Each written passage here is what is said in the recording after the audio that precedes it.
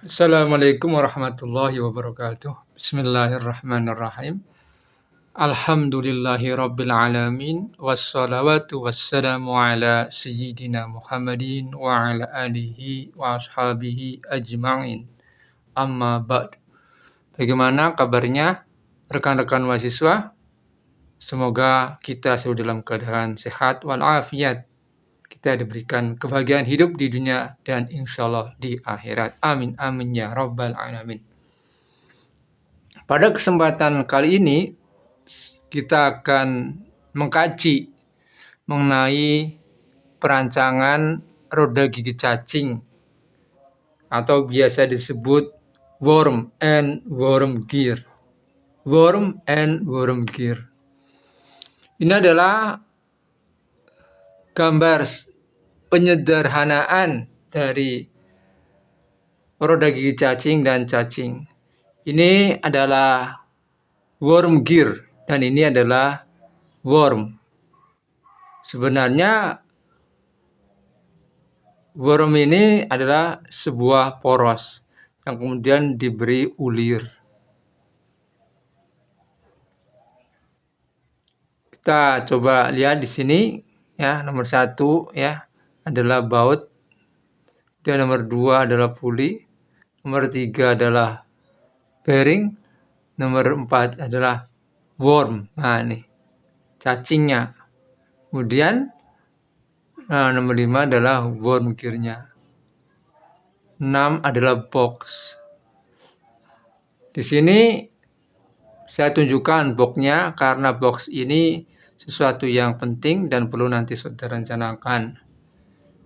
Di mana di bagian atas dikasih filler untuk masuknya oli. Nah, di sini kelebihan daripada roda gigi cacing dan cacing adalah memiliki faktor reduksi yang besar. Faktor reduksi itu yang pertama adalah dari yang terendah adalah spur gear. Kemudian naik lagi helical gear. Adapun bevel gear sama dengan spur gear, bahkan bisa lebih rendah daripada spur gear roda gigi kerucut. Kemudian yang paling tinggi adalah worm and worm gear. The reduction factor is the higher than the other. Sehingga mampu mereduksi kecepatan yang tinggi.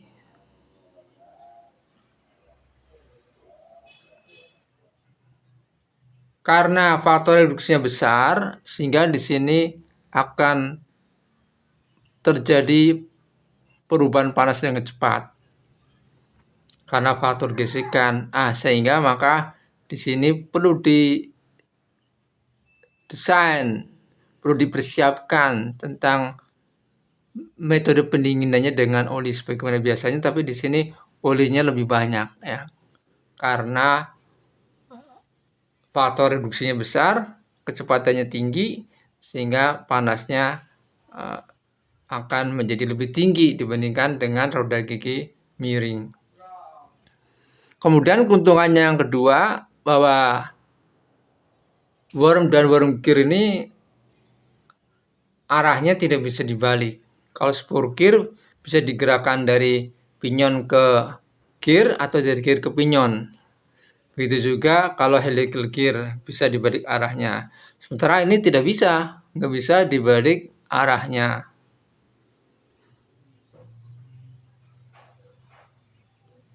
Nah, arahnya itu berputar. Nah, maka atas akan berputar. Kalau atas inputnya dari atas tidak bisa.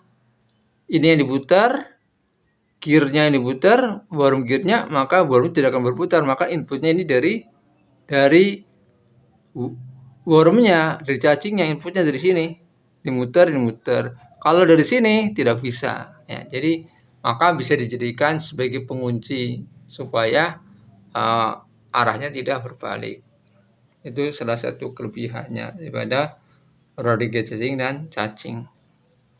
Selanjutnya, ini adalah parameter geometri pada cacing. Nah, bisa dilihat dari di sini nih ya, ini diameter worm diameter, worm out diameter luar dari worm, dan di sini adalah PA, ini adalah axial pitch. Sebenarnya ini pitch juga, cuman di sini dikasih PA, biasanya kan PC. Kalau di sini axial pitch sama dengan PC. Dan ini adalah sama dengan L lengthnya, ya ini. Dan ini adalah normal length. Dan ini adalah sudutnya. Dan ini untuk ulir tunggal. Ini ulir ganda, ini ulir ini bentuknya ya, pengaruh bentuk. Tapi ulir tunggal, kemudian ulir ganda, ada juga ulir triple. Nah, ini maksud ulir tunggal itu alurnya ini satu. Nah, alur satu. Sehingga alurnya menjadi dua. Ini satu pitch, ini ada dua alur. Kalau ini satu pitch, satu alur. Ibaratnya kalau saudara menggulung sebuah tali, ada tali warna merah digulung, maka merah terus. Kemudian kamu dua tali, yang satu merah sama hijau kamu gulung. Nah, akan kelihatan, itu double pitch. Kamu punya tali merah, hijau, kuning kamu gulung. Nah, melingkar sebuah bambu atau itu namanya triple pitch. Ya, itu triple pitch. Nah, kemudian untuk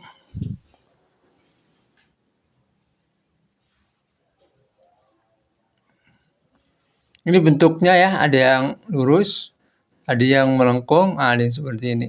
Nah, bentuknya di sininya nih, dia di sini. Nah, ini silakan ya saudara baca buku di Textbook of Machine Design by Kurmi atau buku Sularso atau buku yang lainnya, hanya sebatas penjelasan secara global. Dan ini parameter geometri, gear, dan cacing. Parameter geometri, gear, dan cacing. Ini ada gearnya, ini cacingnya. Ini gambar potongannya, gear cacing. Nah, ini. Nah, ini lengthnya ya. Length worm. Nih, ini pitch ya, axial pitch, ini length. Tadi ini udah tadi ya. Ini ada gear diameter. Nih, gear out diameter. Ini trough. Ini trough di sini namanya. Trough diameter. Nah, semuanya ini nanti ada standarnya. Jadi yang penting sudah mengenal bagian-bagiannya, nanti ada standarnya. Nah, ini adalah standarnya. Standar ukurannya. Nah, dari normal, sudut tekan normal, kemudian ini adalah diameter pitch, kemudian ini ya diameter half, ini length face, depth of teeth ya, depth of tooth. Nah, kedalaman gigi adenum ini semuanya sudah standar, tetapi di sini dalam PC, biasanya kan dalam modul. Dalam materi sebelumnya itu spur gear, helical gear dalam fungsi modul, tetapi di sini dalam fungsi pitch. Nah, pitch itu sendiri adalah pi kali modul. Jadi semuanya ini sebenarnya fungsi modul. Cuma di sini dalam penulisannya pakai pitch. Jadi kalau pakai modul 2,35 pi kali modul. Jadi kalau mau dibuat lebih sederhana bisa 2,35 kali pi kali modul. Kalau mau dijadikan fungsi modul. Jadi modul itu sebagai sesuatu yang penting sebelum mencari semua geometri. Nah, kalau sudah menentukan jumlah giginya, yang pertama menentukan jumlah giginya. Setelah saudara gambar, nah misalkan digambar, kira-kira berapa ukurannya, ini ukurannya berapa, ini berapa, tergantung daripada ruangannya, tergantung juga pada daya yang ditransmisikan. Kalau dayanya besar, tentu ukurannya juga besar. Kalau dayanya kecil, tentu kecil. Nah, tergantung dayanya dan kemudian ruangan, optimasi, dan lain sebagainya. Setelah digambar, nah, kemudian di sini perlu juga menentukan jumlah giginya, perbandingannya. Dimana di sini adalah velocity ratio, perbandingan kecepatan antara gear dengan pinyonnya atau gear dengan cacingnya. Kalau lebih besar daripada 36 dan ke atas, kemudian di sini disarankan single. Jadi kalau rasionya 36 ke atas, maka disarankannya single, jangan double. Kemudian kalau rasio kecepatannya adalah 12 sampai 36 disarankan double. Ini disarankan triple. Nah, ini disarankan quadruple ya, 4. Ini disarankannya adalah 6 alur. Ini 1 alur, 2 alur, 3 alur, 4 alur, 6 alur. Itu disarankannya. Nah, di sini N adalah jumlah giginya, berarti gigi 1, gigi 2, gigi 3, gigi 4, gigi 6. Nah, jadi giginya nggak banyak, beda dengan pada spurgir ya. Jumlah giginya banyak, ini ada jumlah gigi 1 karena kan ulirnya. Ulir 1, apa ulir 2, apa ulir 3, apa ulir 4, apa ulir, ini jumlah giginya atau bisa disebut dengan TW, worm teeth ya. Oke. Kalau sudah menentukan modulnya. Modulnya ditentukan dengan rumus 2 kali X0 dibagi worm teeth ya, jumlah gigi cacing, dikali rasio ya, rasio kurung buka 1 ditambah rasio velocity ratio pangkat min 0,67. Ini saya pakai I ya. Ini rumus yang saya sederhanakan dari contoh-contoh soal karena banyak saya rumuskan seperti ini. Nah, jadi saya rumuskan sendiri dalam arti sudah ada tetapi kemudian saya sederhanakan biar nggak bingung lah begitu. Biar tidak terlalu ini. I di situ sama dengan ini. Nah, ini FR ya. Rasio velocity ratio. Nah, di sini saya notasikan dengan I ya. Nah, maka di sini I atau velocity ratio. X0 ini jarak antara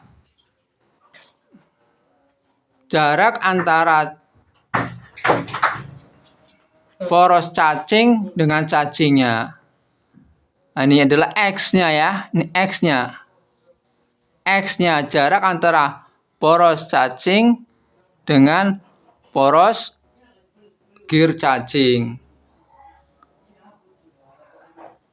Oke. Selanjutnya ini adalah TW-nya ya, ambil dari sini. TW-nya. Nah, di sini bahwa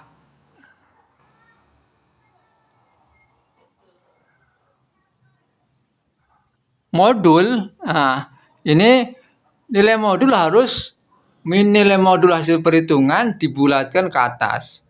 Jadi perhitungan ini tidak akan menghasilkan bilangan bulat karena Pakatnya saja sudah 0,67 desimal, jadi tidak mungkin menghasilkan bilangan bulat. Karena itu harus dibulatkan dulu ke atas. Misalkan 5,1 dibulatkannya ke 6. Nah, setelah dibulatkan, melihat tabel yang direkomendasi. Ya, seperti yang sebelumnya sudah disampaikan. Memilihnya modul yang dipilih adalah modul terdekat dan lebih besar dari modul hasil perhitungan yang telah dibulatkan. Tuh. Kalau sudah ketemu M-nya, kemudian nanti mencari X yang sesungguhnya dan seterusnya. Jadi X0 di sini X awal, estimasi awal.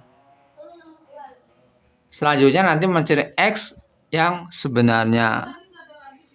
Kalau modulnya sudah diperoleh, tinggal dimasukkan ke modul sudah diperoleh, tinggal dimasukkan ke sini.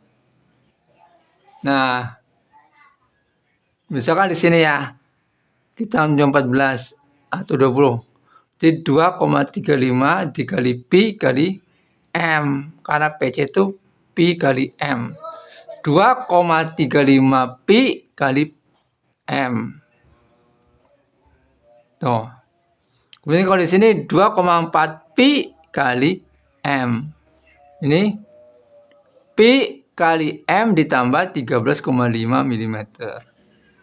Nah.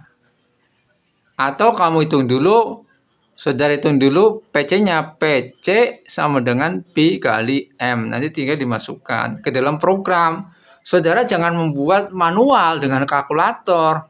Apalagi kalau memang saudara benar-benar nanti ingin skripsi tentang pembuatan optimasi desain roda gigi dari berbagai macam bentuk mau dioptimasi, dari merancang dibuatnya dengan menggunakan sama dengan animasinya, pengujiannya berbasis komputer dan dibuat dalam bentuk yang nyata, diadakan perbandingan.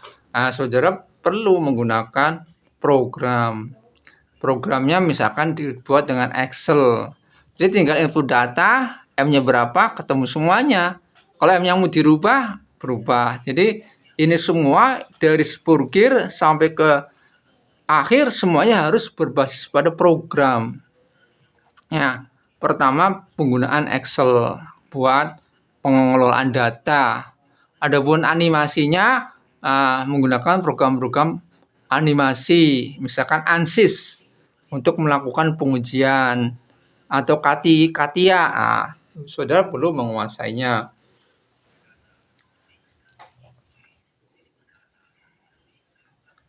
Kalau sudah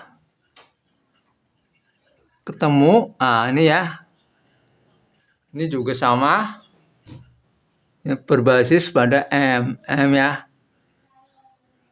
Tuh, semuanya sudah ketemu. Kalau modulnya sudah ketemu, karena intinya adalah di modul. Ini adalah contoh perhitungan. Contoh yang Bapak ambil dari contoh soal. Nanti Bapak pertemuan selanjutnya akan saya tunjukkan tentang penggunaan rumus ini ya. Sini. Input jarak antar poros, jumlah gigi, kemudian velocity factor. Dimasukkan, setelah ketemu nanti ketemu PC-nya pi kali M. M dari sini diinput ke sini. Ya, ketemu. Kemudian PC dari sini input ke sini. TW-nya sudah ada di sini. Kemudian sudutnya sama dengan cos I-nya. I-nya sudah di sini. Cos itu sepertangen ini ya, memahami geometri. Dan seterusnya. Ya. B ini sudah ada, ini semua sudah ada nih. Ya, sudah ada. H, A, ini sudah ada di ya. Sudah di sini nih. B, B ini 2 ya. Ini B ini. Jadi cuma ditulis ulang aja biar lebih jelas. Dan seterusnya. dan seterusnya. Itu. Jadi intinya adalah satu modul. Setelah itu baru kemudian dicek.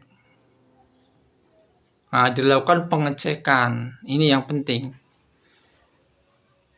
Pertama, menghitung gaya tangensial motor. Ini rumusnya.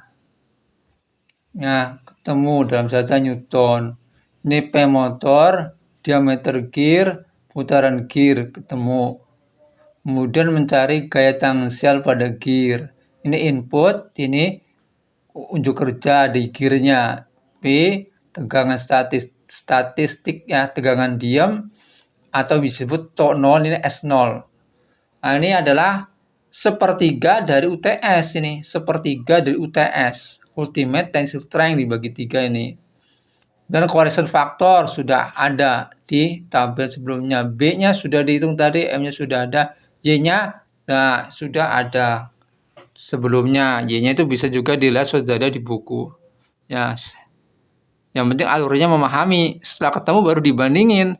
Jadi gaya tangensial pada gear harus lebih besar dari gaya tangensial dari motor.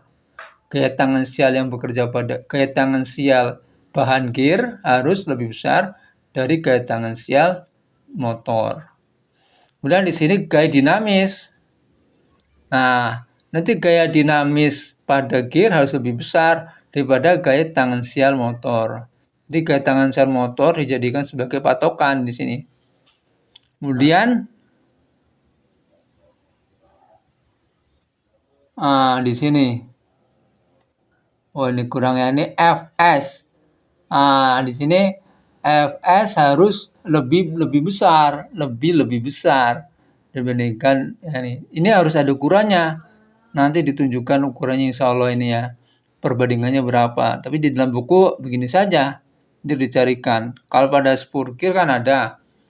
Misalkan ini harus lebih besarnya berapa? Setengah kali. 1,5. Ini 1,5, 1,75 atau berapa ini ya ada. Nah, kemudian mencari gaya aus, wear ya. Wearing force, gaya yang menyebabkan kausan ini pada material. Nah, ini harus lebih besar daripada gaya tangensial motor dan seterusnya. Pengujian panas ada nanti di sini. Supaya nanti panasnya tidak berlebih. Nah, dan ujinya, pengujian ini tentu nanti juga disesuaikan dengan yang ada di perusahaan. Tapi ini secara global.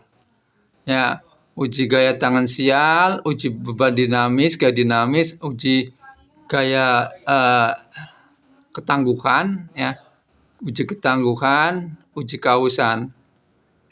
Nah, kalau di sini kalau uji tegangan ya, dan ini uji beban dinamik, ini uji ketangguhan, endurance, dan ini uji keausan, dan nanti uji daya tahan terhadap panas dan seterusnya. Nah, dan selanjutnya nanti saudara perlu memahami cara menganalisis gayanya. Nah, ini tujuannya buat apa? Untuk merancang porosnya. Poros di sini supaya tidak mengalami kegagalan, baik itu karena torsi maupun karena bending akibat gaya radial dan gaya tangensial. Nah, ini harus memahaminya secara benar ini. Ya, ini contoh analisis yang tadi dari gambar awal ada puli narik ini V tegangan belt 1. Ya. Force belt 2. Nah, ini adalah radius gear. Oh, ini gaya aksial, gaya dorong ya. Gaya ke sana, gaya yang searah sumbu poros ini, gaya aksial. Gaya aksial cacing sama dengan gaya tangensial gear sama dengan T gear dibagi R gear. Ini ya. Ini. T-nya adalah torsi ya, bukan tooth ini. torsi gear dibagi air gear. Ini torsi ini ya. Ini bukan worm, bukan nih.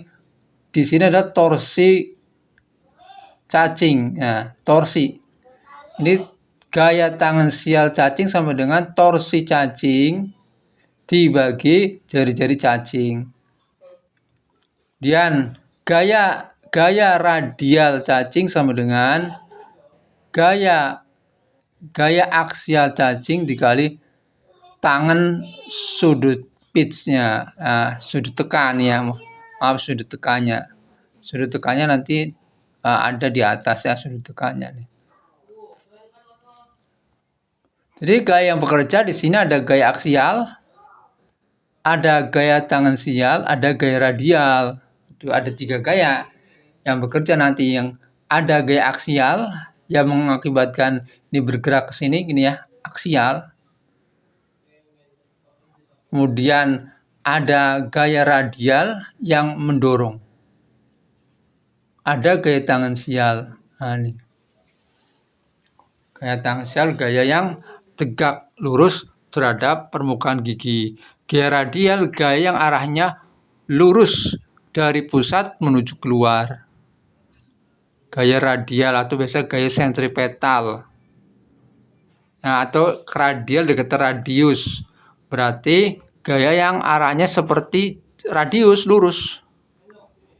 Nah, ini ke sana. Kalau yang mengenai tangan sial berarti tegak lurus. Misalkan dalam AutoCAD ada TTR, tangan-tangan radius. Nah, kalau sudah, ini contoh analis gaya pada cacing. Nah, analis gayanya dari gambar tadi. Jadi materi ini sebenarnya masih harus banyak diperbaiki ya, agar saudara lebih jelas. Seandainya saudara belum jelas secara benar-benar, dalam arti masih memahami secara global, saudara untuk memperjelasnya buku baca dan kaji Textbook of Machine Design by Kurmi. Kalau sudah dikaji, baru ke buku Sularso. Kalau langsung ke buku Sularso, nanti saudara tidak memahami ini rumus dari mana, dan tidak bisa mengembangkan. Buku Sularso itu cocoknya buat para praktisi langsung yang tidak mau mengkaji. Tetapi bagi seorang sarjana yang kritis dan penuh dengan inovasi dan ingin mengembangkan, itu perlu dikaji buku pertama buku Textbook of Machine Design by Kurmi, kemudian buku-buku standar Amerika, baru nanti buku-buku praktis kayak buku Sularso. Biar nanti analisisnya menguasai. Iya. Ini V-belt ya, V-belt dari tadi sini. Ini belt. V-belt 1, V-belt 2, belt bagian atas dengan bagian bawah ya. Ini dijadikan satu V-belt. Tarikan, maka di sini ada bearing atau bantalan. Ini pada bantalan juga nanti ngelihat apa bantalan radial atau bantalan aksial atau double jenis bantalannya.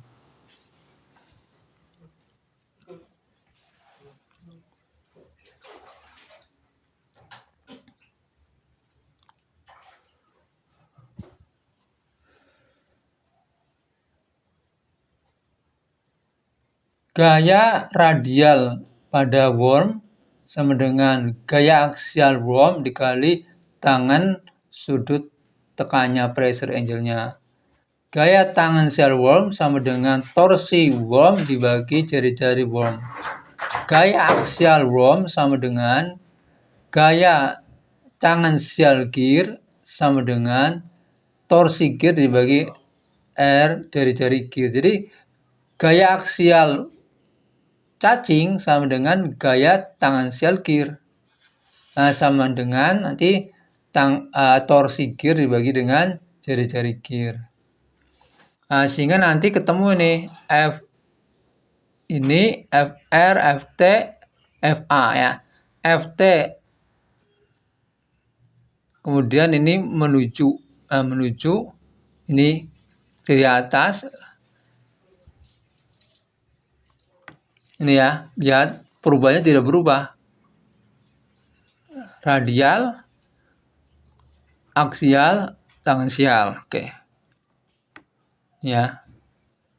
Kemudian karena adanya aksi ini, aksi 1, aksi 2 atau ini aksi 1, aksi 2, maka timbul reaksi.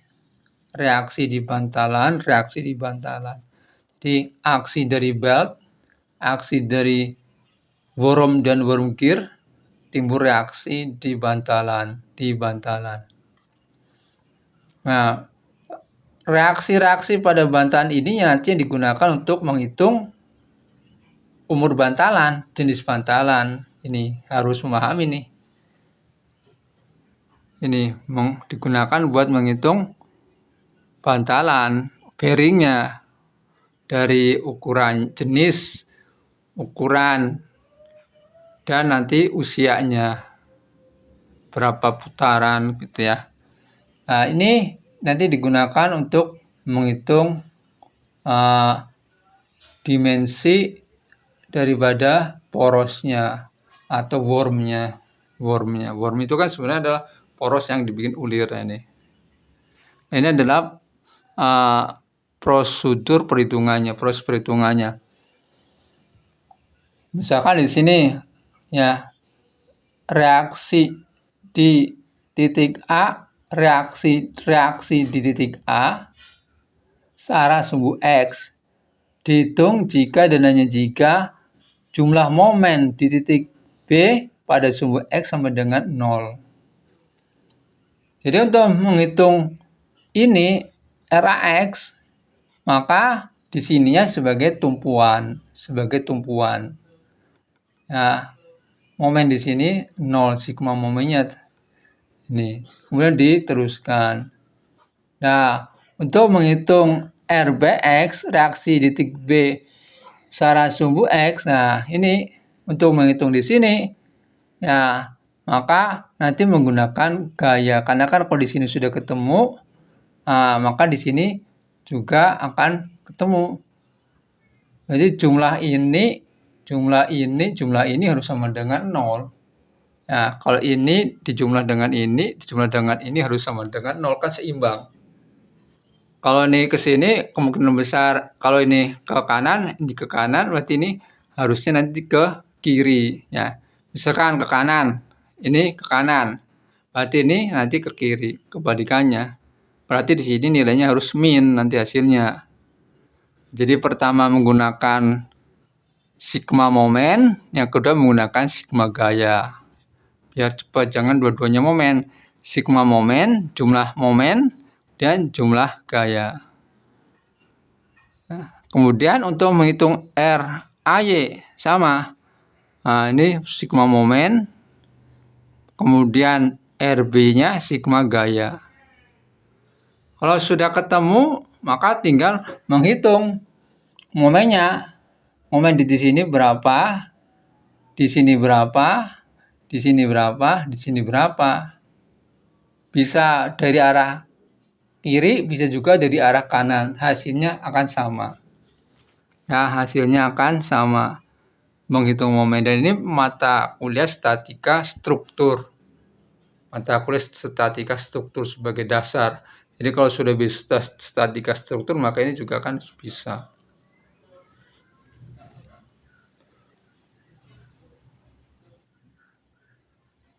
Ya, saya kira cukup. Dan ini adalah sebatas penjelasan global dari saya. Adapun penjelasan detailnya insya Allah nanti akan saya sampaikan untuk pertemuan selanjutnya. Ya, silakan kalau yang mau ditanyakan nanti lewat WA ya. If you have many difficulties or you have a problem, please you discuss with me. I will always open my hand and I always try to put a time for you if you want to ask to me, and I will try with my ability, my skill. If I do not know but what you answer to me, what you ask to me, I will try to look for many reference. I think enough. Please study hard and always worship to Allah Subhanahu wa Ta'ala. Finally, I am so sorry for my mistake. Wassalamualaikum warahmatullahi wabarakatuh.